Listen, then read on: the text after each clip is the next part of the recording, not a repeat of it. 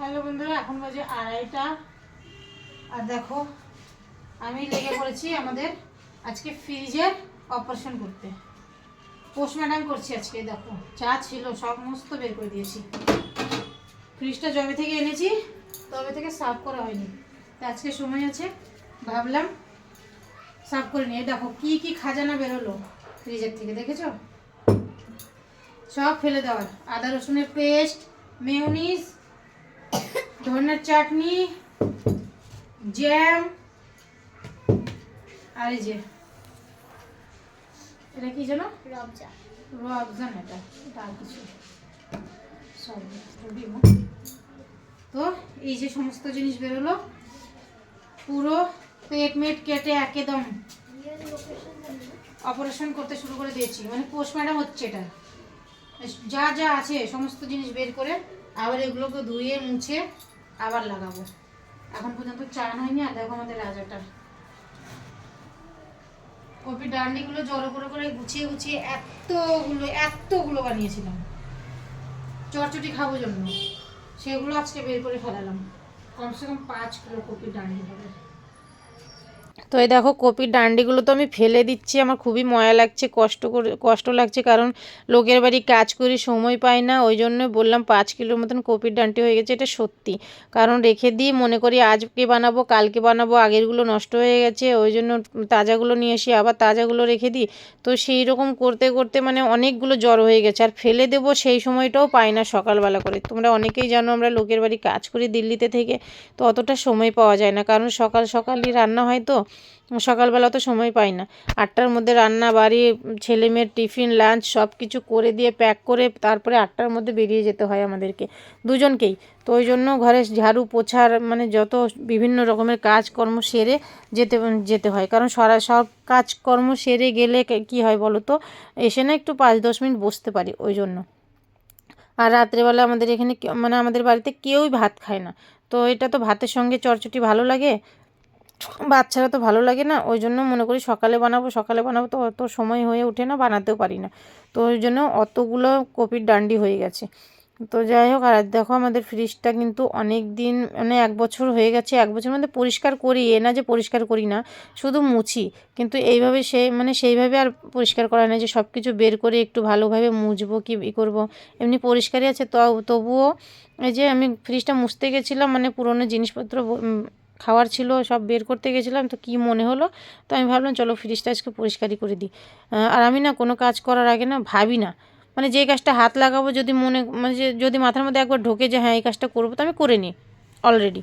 মানে ওই সময় আমি করে নেবো। তো মেয়ে অনেকবার মানা করলো যে মা অনেকটা লেট হয়ে গেছে, এখন করতে হবে না, তোমার বিকালে কাজ আছে, আবার দেরি হয়ে যাবে, এখনও স্নান হয়নি, খাওয়া দাওয়া হয়নি।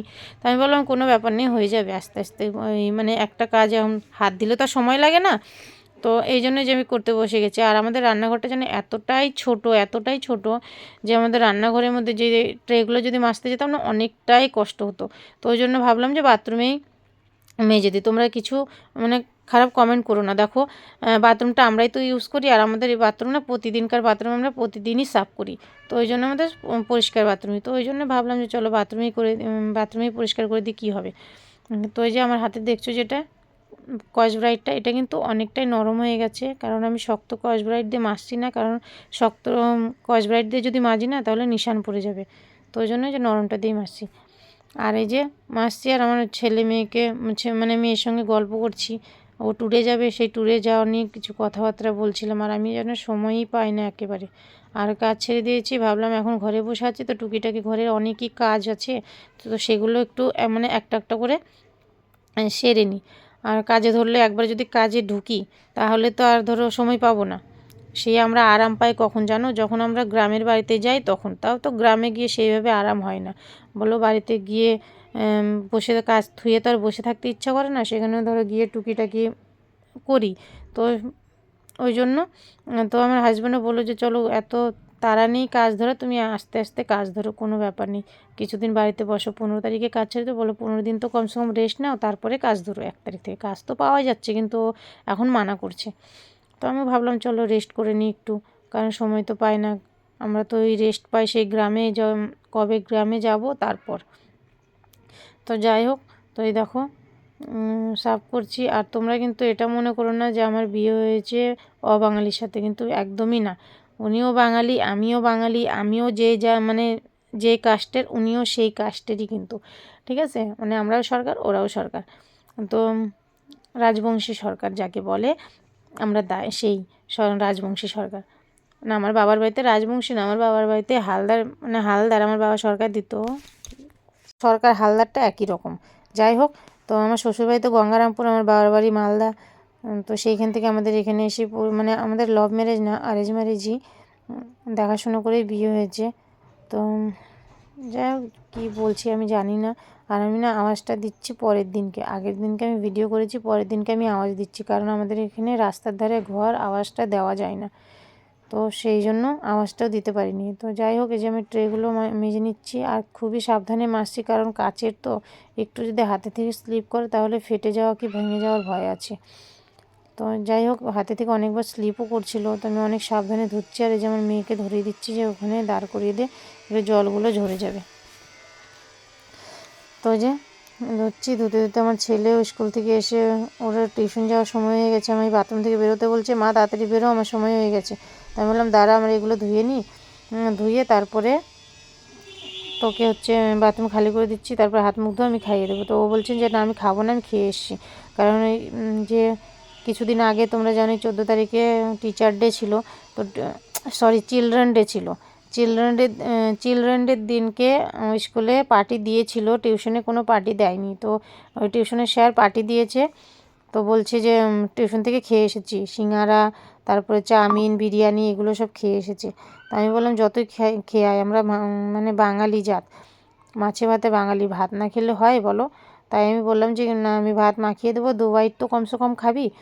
তো বলছে ঠিক আছে খাবো তাহলে, এই করে। তো আমি ওকে বলছি বারবার করে। তো এসে না যে আমাদের যে রাজা আছে, মাহিমিনি আছে, ওদের পেছনে লেগে আছে। ওরা খুব ভালোবাসে আমার মানে ছেলে রাজাকে, মাহিমিনি বলতে তো তোমরা জানোই, তো ওদেরকে খুব ভালোবাসে। তো এসেই যে ওদের পেছনে লেগে পড়েছে, আর আমি এই যে মানে খুব ভালো করে ধুচ্ছি, কারণ এই যে এর মধ্যে ঢুকে থাকে, তো এই যে এর মধ্যে নিশানগুলো থাকে, তো বেরোতে চায় না। তো আমি এটাই ফাঁক করার চেষ্টা করছি, তো হচ্ছেও না।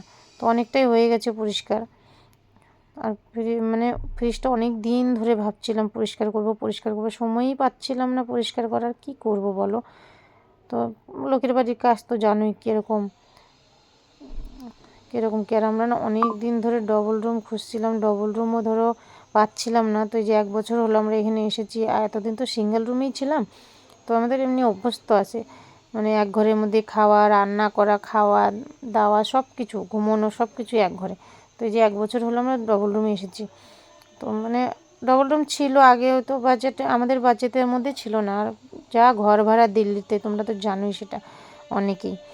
তো আমাদের মানে বাজেটের মধ্যে ছিল না জন্য আমরা নিতাম না। তো এটা আমাদের বাজেটের মধ্যে পড়লো, ওই জন্য আমরা এই রুমটা নিয়েছি। তো যেমন পয়সা তেমন রুম, সেটা তোমরা জানোই, অনেকে একটু তো কষ্ট করতে হবে, তাই না বলো?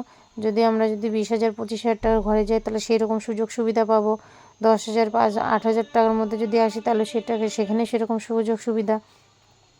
তো সেই রকমভাবে এই যে আমরা চলছে, মানে কাজ হলেই হলো। তো ছেলে মেয়ে পড়াশুনো তো চলছে, এগোচ্ছে। ছেলে মেয়ের জন্যই আরও এখানে থাকা। ছেলে মেয়ের পড়াশুনো হয়ে গেলে মানে ভাবছি মেয়ের পড়াশোনাটা যদি হয়ে যায়, মেয়ে তো বাইরে চলে যাবে, বাইরে গেলে এখনও সময় আছে 2-3 বছর মেয়ের বাইরে যাওয়ার। তোমাদের বকবগানি, মানে আমার বকবগানিতে দেখো তোমাদের মাথা তো খারাপ হচ্ছে, জানি আমি কি উল্টা সিধা বলছি, আমি নিজেও বুঝতে পারছি না সত্যি। আর দেখো আমি কাজ করতে করতে আমার মাজাটা এতটা ব্যথা করছে উপর হয়ে কাজ করতে করতে, সেটা বলার মতো কথা না। মানে মাজাটা মানে যায় অবস্থা, এমন হয়ে গেছে ও।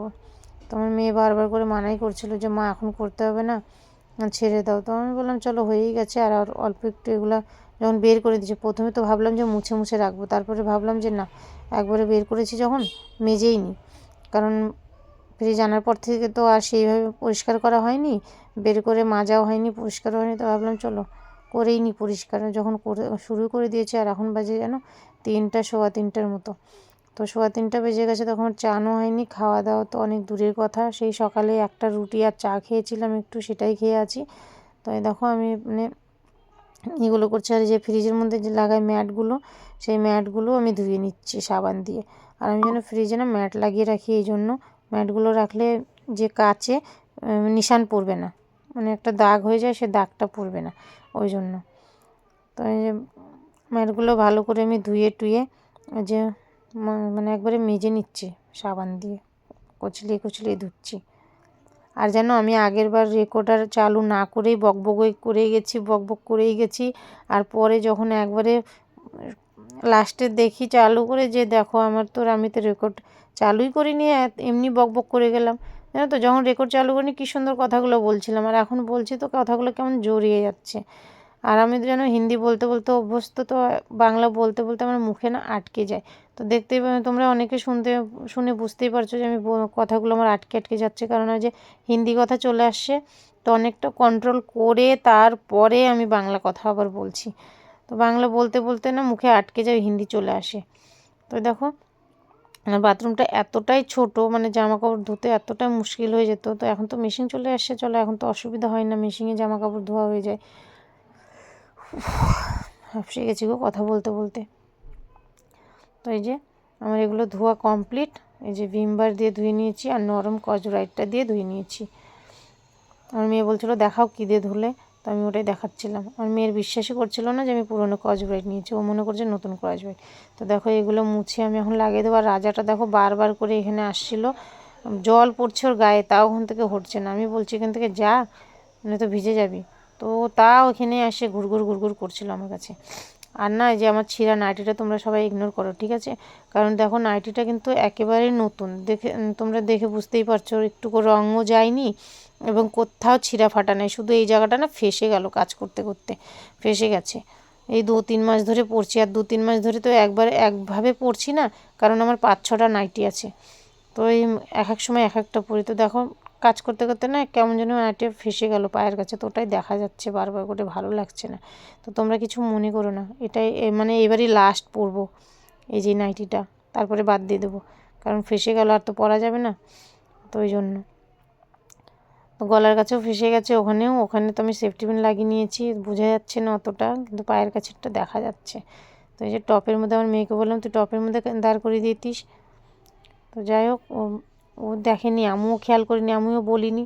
তো এই যে, আর এই যে আমার ছেলে এসে রাজার পেছনে পড়ে গেছে, কেমন করে দেখো দুষ্টুমি করছে রাজার সঙ্গে।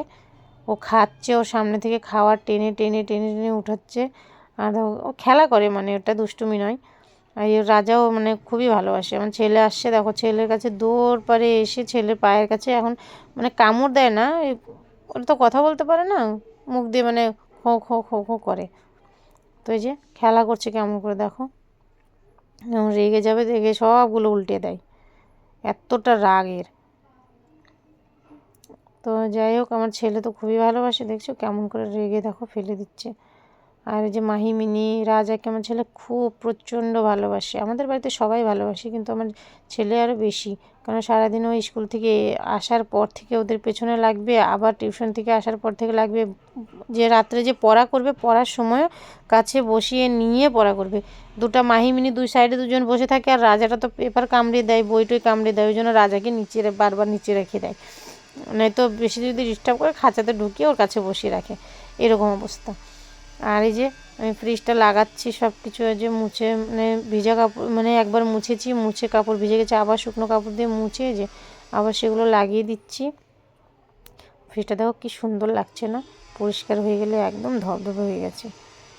যাই হোক, এই যে আমার কাজ কমপ্লিটের মধ্যে আর 3:30 বেশি বাজে।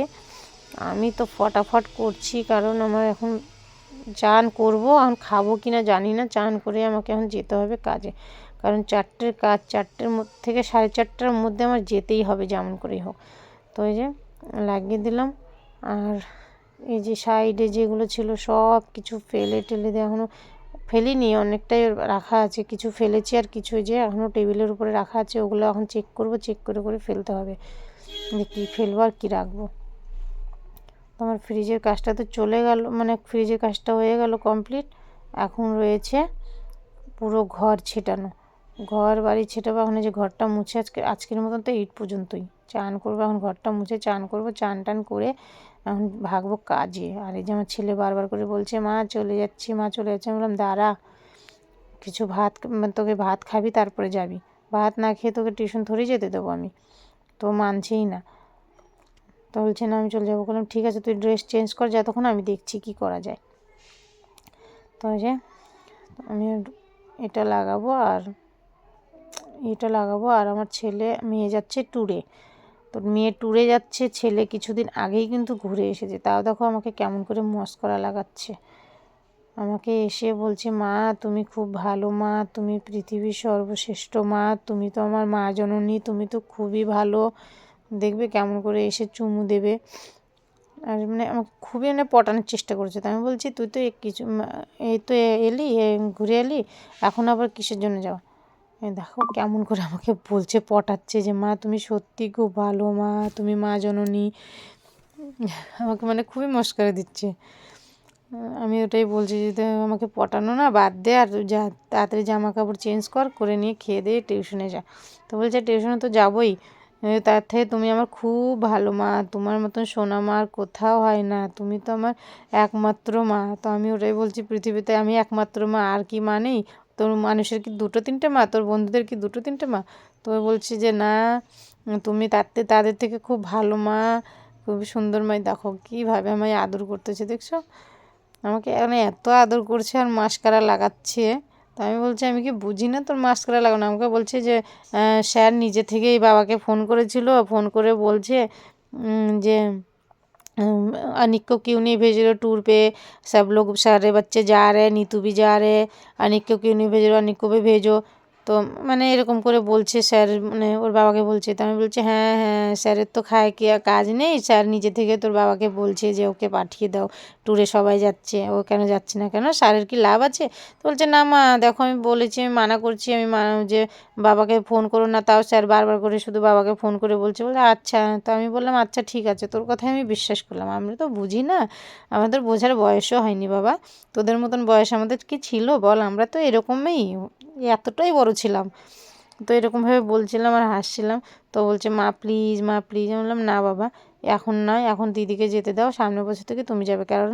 কারণ আমার ছেলে না পিছলে সপ্তাহতেই ঘুরে এসছে, রবিবারের দিন গেছিলো। তো ওই জন্য বললাম যে তোকে আর যেতে হবে না, এখন দিদিই যাক। তো এই যে এই পর্যন্ত আর এমনি বুঝে যায়, এমনি যদি কিছু বলি না, আমার ছেলে মেয়ে এতটাই লক্ষ্মী, সব কথাই কিন্তু বোঝে এবং শোনেও। আর বুঝে শোনে জন্যই দেখো আমি দিল্লিতে ছোটোবেলার থেকে আমার ছেলে মেয়েকে রেখে কাজ করতে পারি। ওরা যখন আমার মেয়েকে নিয়ে 4 মাসের ছিল তখনই কিন্তু আমি কাজ করতাম, 4 মাসেরটা রেখে, আবার ছেলেকেও তাই। তো ওরা খুবই ভালো, যা বলি তাই শোনে ওরা। তো যে বললাম কি সুন্দর মেনেও গেল। আর দেখো এই যে তোমাদের সাথে বকবক করতে করতে আমার ফ্রিজটাও সাফ হয়ে গেল। আর ফ্রিজের মধ্যে এখন আছে মাছ আর এই যে আদা রসুনের পেস্ট, আর কিছুই না। মাছটা আছে 2-3 দিন আগেকার, ফ্রিজারে রেখে দিয়েছি, কালকে বানাবো। এই যে আদা রসুনের পেস্ট একটা ইউজ হচ্ছে আর একটা ফ্রিজারের মধ্যে রেখে দিয়েছি। তো যাই হোক দেখো আমার ফ্রিজটা কেমন লাগছে তোমরা অবশ্যই কিন্তু কমেন্ট করে জানাবে। আর এই যে আমি কিন্তু ম্যাটও বিছিয়ে দিয়েছি, ম্যাট নেই সরি, হ্যাঁ ম্যাট, এই যে বিছিয়ে দিয়েছি যাতে আমার এই যে এগুলোতে নিশান না বসে। তো যাই হোক আমার ছেলে মেয়ে তো এতটাই ভদ্র, যা বলবো তাই শুনবে। এই দেখো নিচেও পেঁয়াজ আর আলু আছে, ফ্রিজটা এখন খালি হয়ে গেছে, জাস্ট অসাধারণ।